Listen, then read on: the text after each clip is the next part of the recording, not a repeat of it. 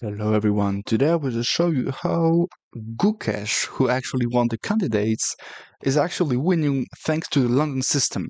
So the game was played in the Qatar Masters 2023 and basically he played against Robbie Kevlishvili, from Netherlands, but basically it's not, Kevlishvili, okay.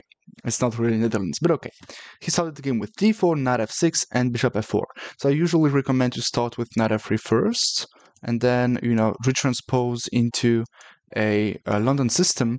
But because you started with knight f3, black either already played d5 or g6, which means that it's not really the same. Let's say that if you start the game with d4, knight f6, bishop f4, now they can actually also play e6 or some other lines.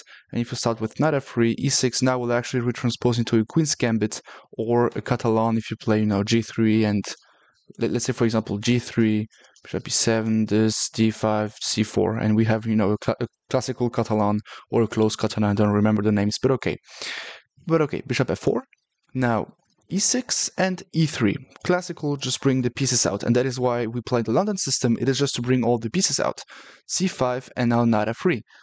If pawn takes, we will take back with the e-pawn. Okay, so in my book, the link is in the description, I'm talking about how c4, I showed you some many lines in which white actually manages to play c4, and I personally, when I play the London system, I actually really want to play c4. Why? Because with the London system, all your pieces are out, and when you play c4, you have a long-term advantage in the center.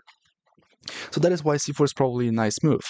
Bishop e7 was played, and now h4. So that is why Gukesh didn't play c4, because if he wanted to attack on the king side, it's strange to waste some time with c4. But since I'm usually not attacking on the king side, I prefer to attack on the queen side, as the London system offers me a chance to. So I basically go for that. So h4, b6, and now knight c3, classical.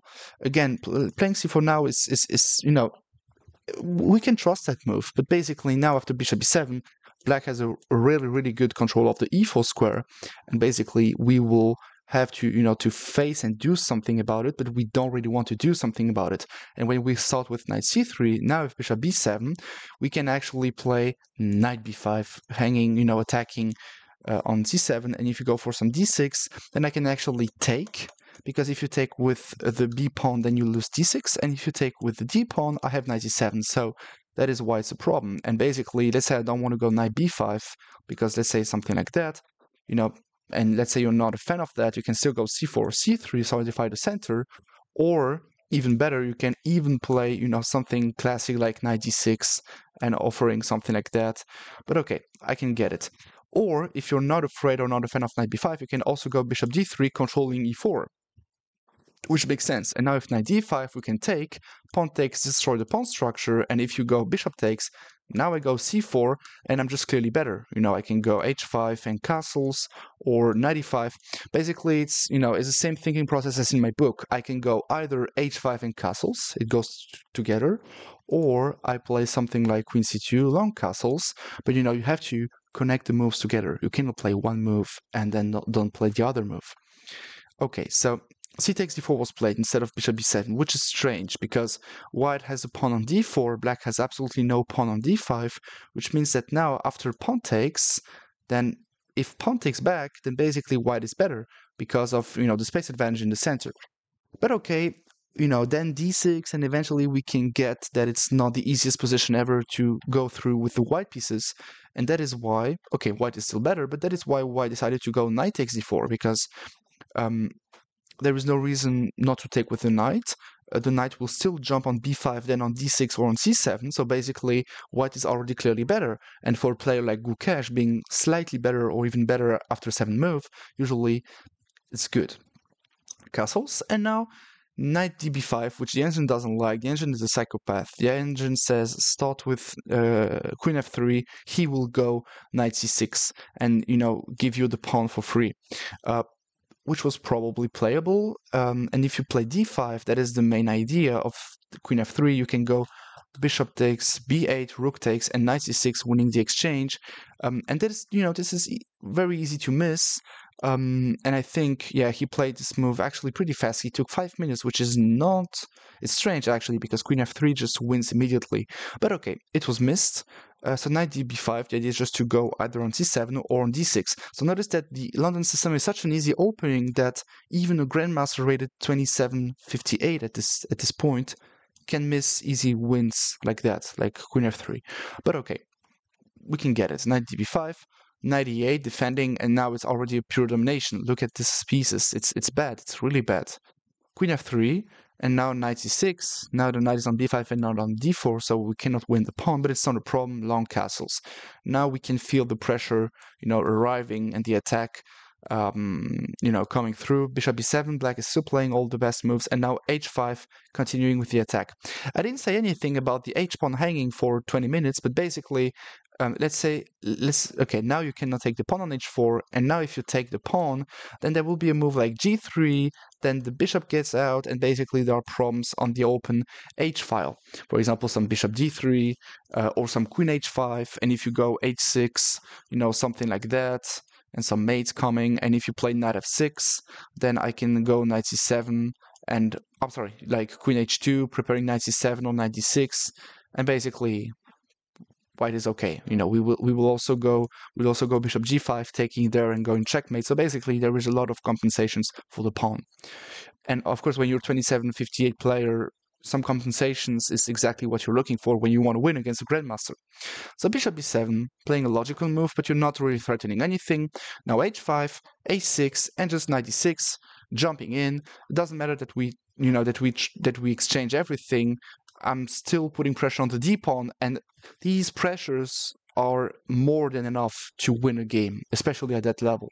And there's still no discoveries because we can just take it, and if you got knight a4, knight a5, then I can just move the queen out of the way and it's okay. And then bishop d3, continuing the attack and mate.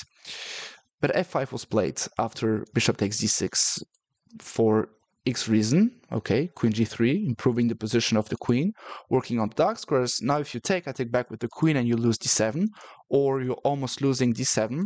Too much pressure. So b5 was played, and now just takes, and queen c7, jumping in on the dark squares. If he had played knight takes, then this move wins a pawn, because there is no way to protect the pawn, and if you go for something like bishop c6, then you're not winning the pawn. Fair enough, it's my fault. But okay, I guess you can just go... that's a good question. I think you can just go h6 and something like that.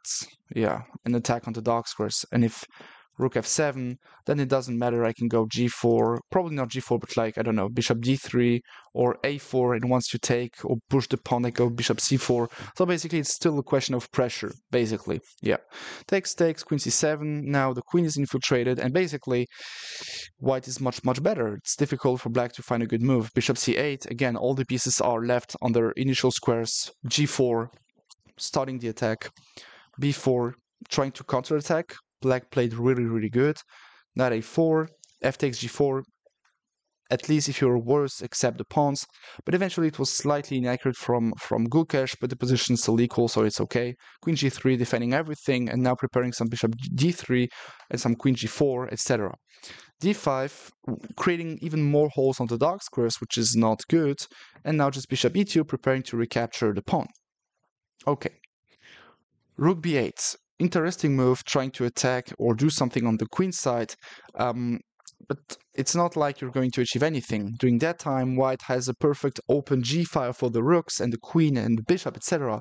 So rook hg1 was played. The idea is just to go bishop takes, and at some point move the bishop out of the way and go for a checkmate on g7, thanks to the perfect connection between the rook and the queen.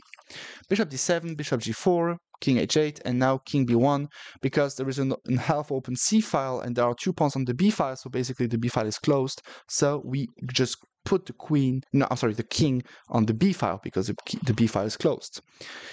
And now knight a7 was played, trying to go knight b5 and knight c3 or knight a3, which makes some sense, but the engine says it's too slow. You know why it's too slow? Because you're just losing the game. Bam, knight c5. Brilliant move. So the knight is really strong, and if you're not doing anything, then you might just resign immediately. Everything is way too strong. The knight will create too many problems. Let's say you got knight b5 to protect everything. I just go knight d3, knight e5, and if you take, you have problems on the light squares. So it's definitely not good. I'm sorry, I just forgot that I have the pawn on e6. Yeah, so queen c5 has to be played, but what is the idea? The idea is bishop e6 threatening checkmate and the bishop, and there is no way to defend both. If you go queen e7 like in the game, now I go h6. Pretty nice move. If you take the bishop, then I just take on g7 with a pawn, then I take with check, you have to take back with the king, and okay, I can take the rook, but I'm just asking myself some questions. Is there anything better? I think queen f4 first is more accurate.